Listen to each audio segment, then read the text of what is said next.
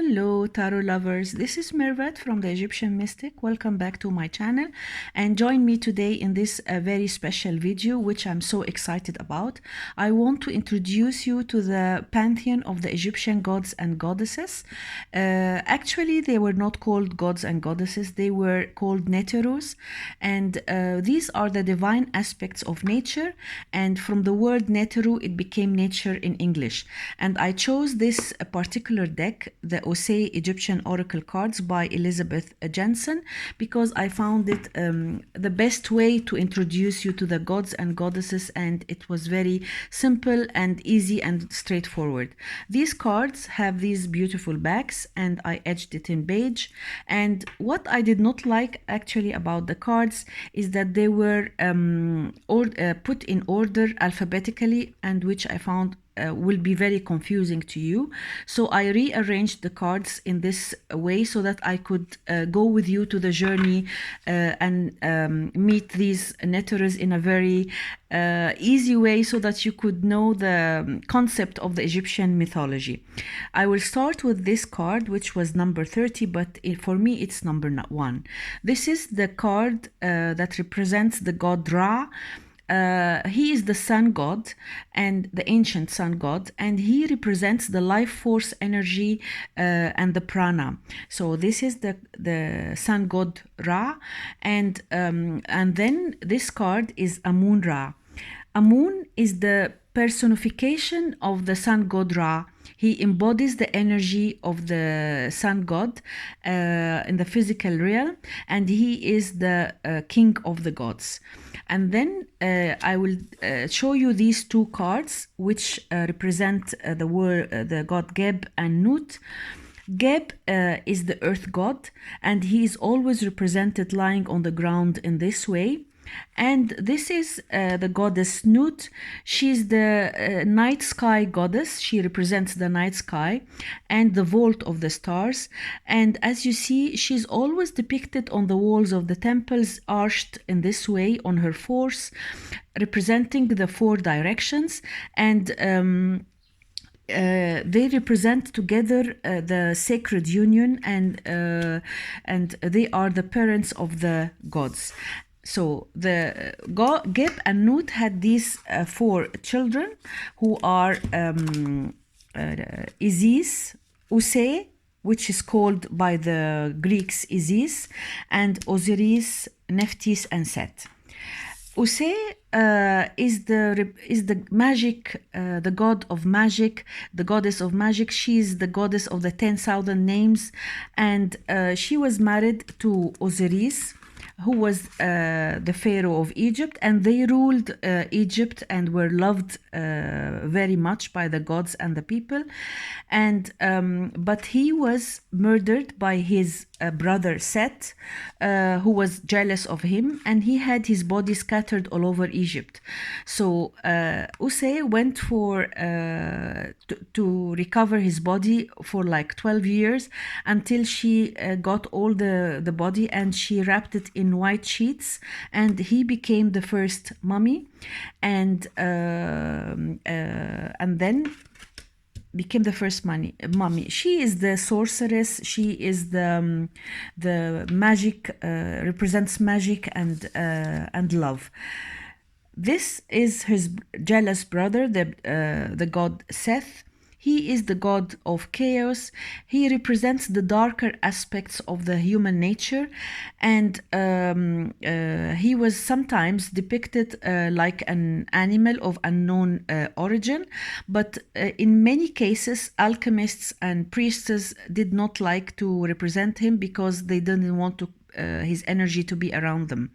He represents the devil in the tarot cards. He's the scapegoat that carries our sins, so that we can face them and evolve and to a higher conscious.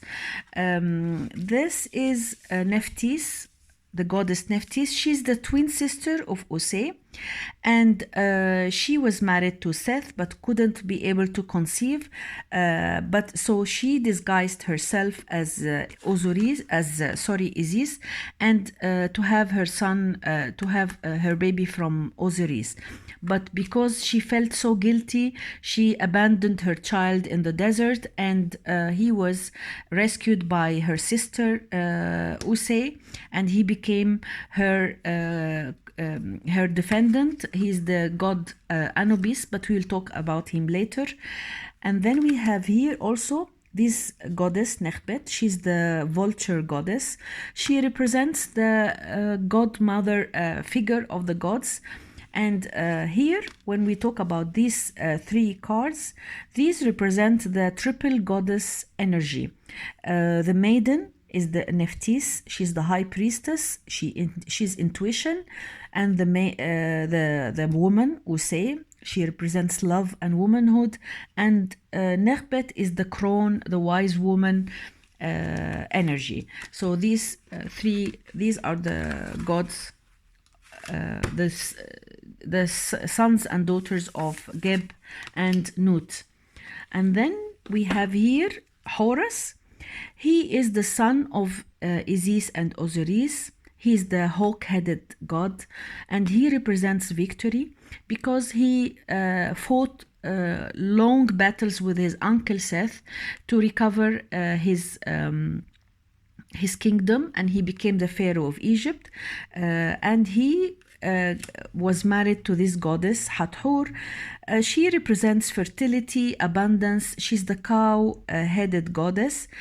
Sometimes she's depicted as a cow or wearing this crown that looks like the horns of a cow, and it's so relevant that we always represent the cow energy as nourishment and motherhood, and in all tarot cards and in the Indian culture. So she is the goddess of love, and she was married to the god Horus. This is the card represents the Horus bark. This solar boat was found in the Dendara temple, and we see that it has the statue of Horus. He traveled to meet her there and to have their sacred marriage in this temple. And then this is the god Anubis. He's the illicit son of Nephthys and Osiris, and he was abandoned by his mother, as I told you. And he was rescued by Usay, and he learned magic. And as he represents the dead, he's always drawn on the wall temples to escort the deceased to the hall of Ma'at. This is the goddess Ma'at. Many of you know her. She represents justice, truth, and divine balance. Her symbol is the feather of the ostrich, and in the halls of Ma'at, the judgment occurs, where the heart of the deceased is weighed against the feather of Ma'at. A light heart would earn a place in heaven with the god Osiris, while a heavy heart should be devoured by the monster Amit, and it's returned again to earth and reincarnated and has another life so that it can purify its sins. And this goes very well with the theory of reincarnation, as people, as you can get another life till you purify yourself from your sins. And then this is the very well-known god Tahuti, who is known as Thoth. He is always represented by an ibis head, the ibis bird head, and he is the god of wisdom. He is the god of magic and alchemy, and he is the keeper of the souls and the Akashic records. He's the patron of the scribes in Egypt. He's very wise, and his counterpart is this goddess Sesheta. She is the goddess of writing and libraries, and she's always represented wearing this crown with the seven-pointed star. And then we have this god, the Khunum. He is the ram-headed god sitting on a potter's wheel. He represents the physical realm, and he creates creatures to populate the world. And his counterpart is the goddess Satis. She's the goddess of fertility, the goddess of the Nile, and the annual flood. And then we have this domestic goddess Taweret. She has the head of a hippopotamus, the body of a lion, and the tail of a crocodile. She assists women in while giving birth, as the women in Egypt used to give birth in a squatting position with the help of a midwife, and she's a very fearful and strong goddess. Then we have this cobra. She's called the Widget, the goddess represented by the cobra. As you know, the cobras were very highly regarded in Egypt, and this goddess represent divine awakening and the awakening of the Kundalini energy. Then we have this god, the Sobek. He is the crocodile god. This god, he has a temple in Komombo. I think Komombo, I hope I'm not mistaken, where there is statues of him with Horus. And this temple was very known and famous about this surgical treatment, including neurosurgery. And you will find there lots of the tools that they were used at this time. Now, this is the god Ptah. This is one of the very ancient gods of creation, and his mummified figure is represented by like he is transforming gold into a physical thing, and he's the creator. He's the great architect. His counterpart is the goddess Sekhmet. She's lion-headed, and she's the daughter of the sun god Ra. She represents change and healing. Their son is this god Nefertum, and he is represented by the lotus, the blue lotus. He is a very kind and positive god for healing. He helps to equalize the energies of your body, the fire energy and earth, water and air energies. And then we have this cat-headed goddess, the goddess Bast. She's the softer version of the goddess, the fierce goddess Sekhmet here. And she represents love and playfulness, pleasure. As you know, the cats were very well liked in Egypt and sacred, and we believed that they had 9 lives. Then we have this Imhotep, the god Imhotep.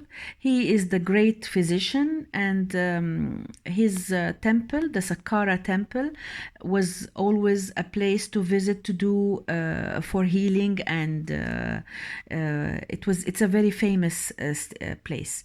He's the great architect and the great physician. This Scorpio-headed goddess, the Selket goddess, she stands for magical protection, and she is the goddess that accompanied Isis in her travels to retrieve her husband's body.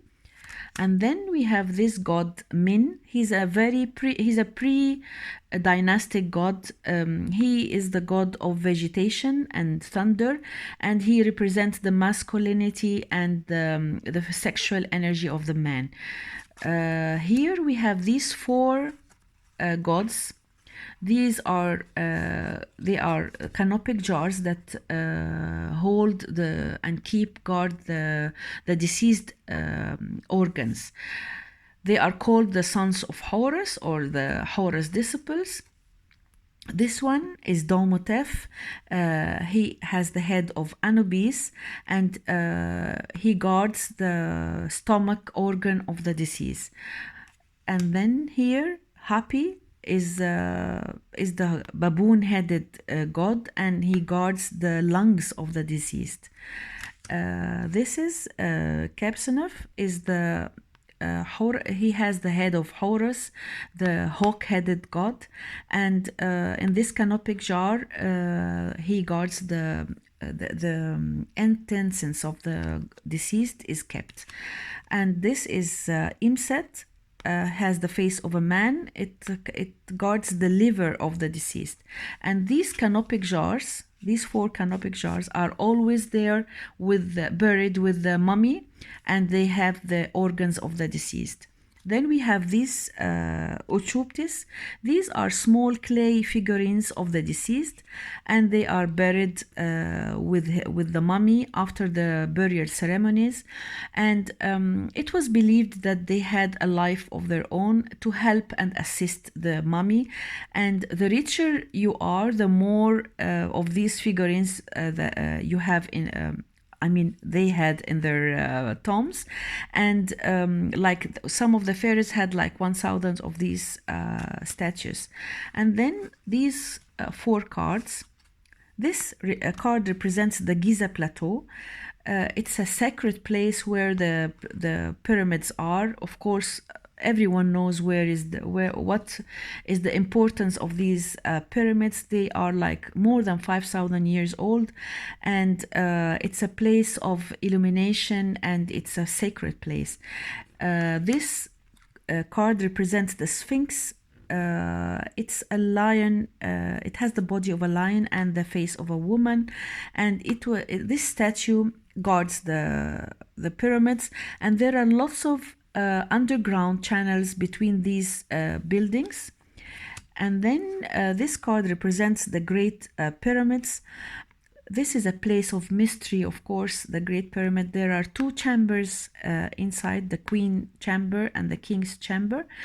The King's Chamber is connected to the constellation of Orion, and the Queen's Chamber is connected to the energy of the Sirius star. And it's a place for initiation, and it's really a very beautiful place. And then here, this sarcophagus. This is the sarcophagus that is in the Great Pyramid, and it was not used as a tomb. It's a place of initiation. And then we have this card that represents the Sirian star. It's the star Sirius. It's the brightest star in the sky, and when it's high in the northern sky, this signals the time of the annual flood. And then I have this card that represents Usei Temple. It was on the island of the Fela, and it's a place for initiation for priestesses and priests, and especially the inner chamber, which is called the Holy of the Holies. This card represents the Nile River. Of course, the Nile River is the source of life in Egypt. It has always been like this. And in this card, it represents the drowning of this temple. It was drowned because of the floods, and then it was moved to another nearby island, rescued and moved to another island. And then I have this card that represents the scarab. It's sacred in Egypt, the scarab, and it represents spiritual transformation. The priests always used to put a beetle on the heart's deceased, on the mummy's heart, and it represents a spiritual transformation. This card represents a lake in the temple. It's called scrying because Egyptians used to do water scrying so that they can see the future. They were really very religious, and in every temple in Egypt you will find a lake. It's called the sacred lake, and this card represents the Ankh.